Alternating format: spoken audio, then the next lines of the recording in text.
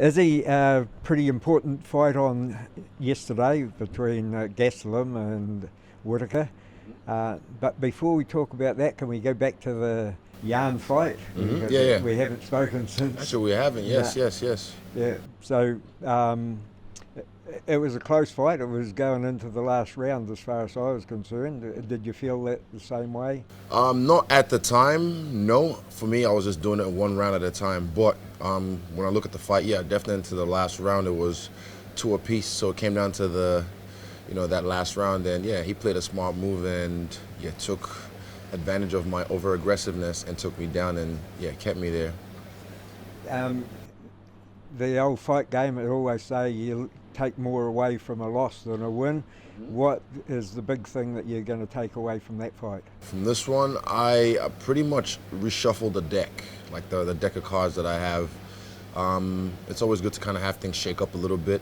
I took a lot from the fight, not just from him, but from myself. But yeah, there's not too much I can say, but like I've reshuffled the deck. Just make sure, yeah, keep things fresh.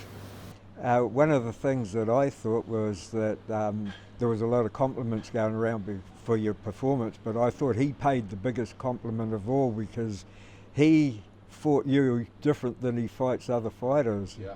And it showed a lot of respect. Yeah, I mean, even he said I hit harder than people think. He said I was slower, but that's because I was later on loading up the shots, which is not really what I'm used to doing. I don't like to hit hard. I hit sharp. I can hit hard, like everyone else, but I like to hit sharp, and that way it still stays fast and speedy. But yeah, like I said, I took a lot away from it, and yeah, it is what it is. You talked before about going up and down. Are you still? Oh yeah, this is not the end of my story. I'm still gonna be holding that light heavyweight belt at some point, but right now, yeah, like I said, keep things fresh and then go back to my middleweight class and rule that with the iron fist, iron black fist. Well, talk about that because yesterday was a fight that has a lot of meaning in that, and the weekend before with Vittori. Yeah. How do you see it happening now from here on in? Depends. I like to fight, in June. I don't really post too much on social media when I'm training, but I've been in the gym for the last maybe 3 weeks. I like to fight in June. I mean, you can't beat the number 10 guy as a number 6 guy and then move up to number 3. For me, that doesn't make sense. But it happened for the Italians, so yeah. I mean, he's right there, but yesterday seeing Rob, the way he handled Kelvin, piqued my interest. If I had to pick who I'd rather fight, it would be Rob because he looked better. It was show me something. Who's going to impress me the most? And just being objective, Rob impressed me out of him and Vittori. So, but it's now who wants to fight in June? Vittori said October. Rob reckons September. I want to fight in June. So yeah, who wants it?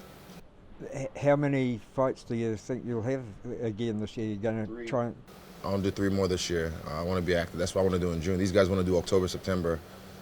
I'm not fucking waiting around for anyone. Who wants it, see me in June. And would that mean, do you definitely want to fight at middleweight in June? Or yeah, it'll be middleweight. Yeah, definitely, because it's my weight class. And yeah, later on down the line, I'll have another crack at the 205 belt. And I'll still possibly be the 5th double champ in UFC history. What's it like being back in New Zealand after the rigmarole? What's it like? I don't know. It's just good to be back home. It's good to be back home.